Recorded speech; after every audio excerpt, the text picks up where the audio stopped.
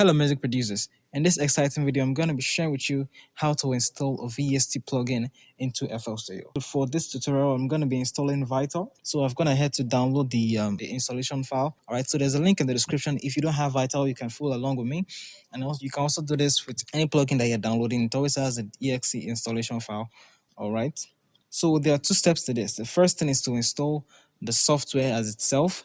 And the next one is to now bring that installed software into FL Studio. All right, so I have my installation file here.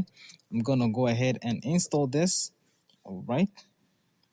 Very simple. Yes, I accept.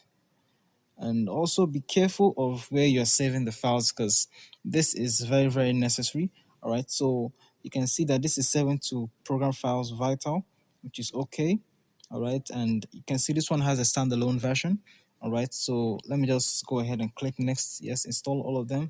And you can see select your VST plugin directory. Now, this is actually very, very important. You need to know the path in which the plugin is being saved in. All right, you need to know where exactly it's been saved in. So I'm okay with this. I want to leave it at this. All right, if you want to change it, you should note where exactly you're putting it so that you don't miss the file and get it missing in your whole system. All right, so let me go ahead and click next, then go ahead and install this. All right, then finish. Now, once that is done, you need to come back into FL Studio, and then what you need to do from here is you go to add. All right, then you go to manage plugins right here. You can see right here, manage plugins. All right, then here is exactly, this is a list of all the plugins that you have within FL Studios. Whatever plugin you install, you need to add it to this list. All right, so to do that, you go to find more plugins. And remember when I told you about the paths, the files on where you're installing that VST plugin.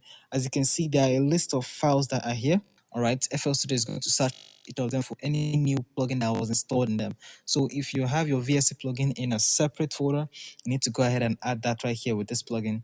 Just go ahead and click on that. Then you migrate to where exactly that folder is, and then you click OK.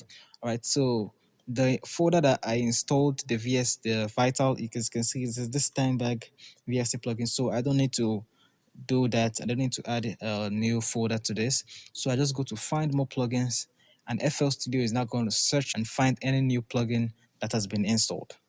All right, guys. So once it's done scanning, as you can see, you just have the same thing. You can go back here to search for that new plugin that you installed, and the plugin I installed was Vital.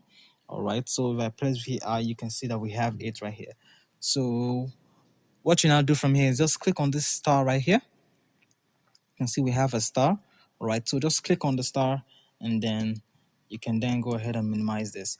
Then if you then go back to your plugins, you can see that we then have Vital that is installed right here. All right, so that is just that.